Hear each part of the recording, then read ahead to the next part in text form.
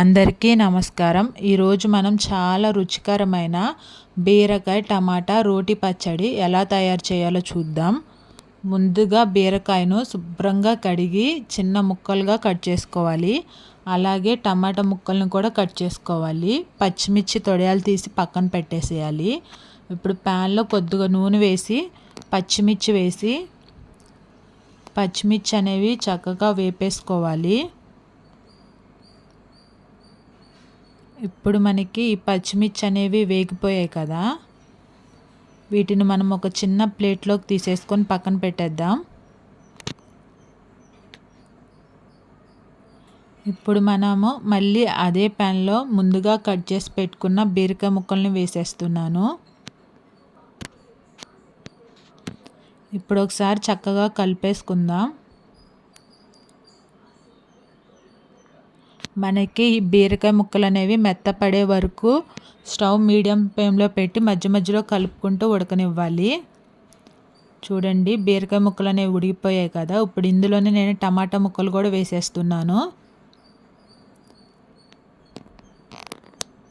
ఒకసారి చక్కగా కలిపేసుకుందాము. ఈ టమాటాను కూడా మనం చక్కగా మగ్గించేసుకోవాలి. మధ్య మధ్యలో కలుపుతూ ఉండాలండి, లేకపోతే అడుగంటిపోతుంది. చూడండి, ఇప్పుడు టమాటా ముక్కలు కూడా మగ్గిపోయాయి కదా. ఒకసారి చక్కగా కలిపేసుకుందాం. ఇప్పుడు ఇందులో నేను కొంచెం చింతపండు యాడ్ చేస్తున్నాను.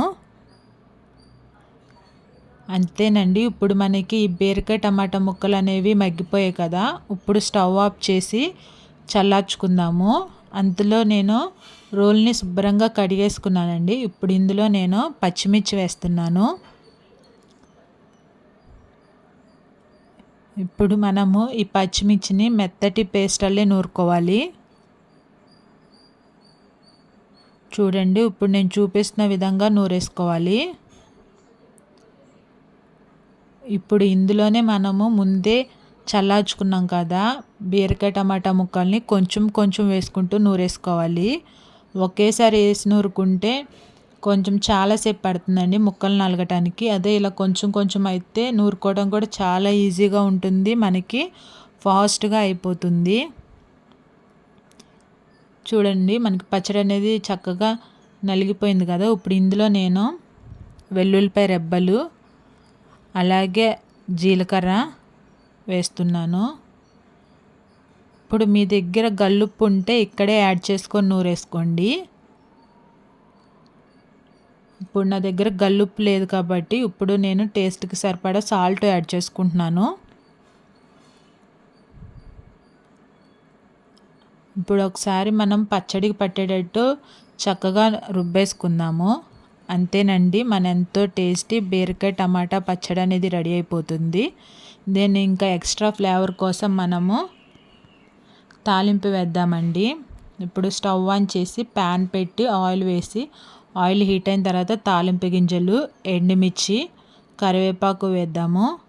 ఇంతక మనం రెడీ చేసి పెట్టుకున్న పచ్చడిని కూడా వేసేసి కలిపేసుకుందామండి. అంతే, ఎంతో రుచికరమైన బీరకాయ టమాటా రోటి పచ్చడి అనేది రెడీ అయిపోతుంది. వేడనంతో నెయ్యితో తింటే చాలా బాగుంటుంది. ఈ రెసిపీ మీకు నచ్చితే వీడియోకి లైక్ చేయండి, షేర్ చేయండి. ఇంకా ఇలాంటి రుచికరమైన వంటల కోసం మా ఛానల్ని సబ్స్క్రైబ్ చేసుకోవడం మర్చిపోవద్దు. Thank you for watching.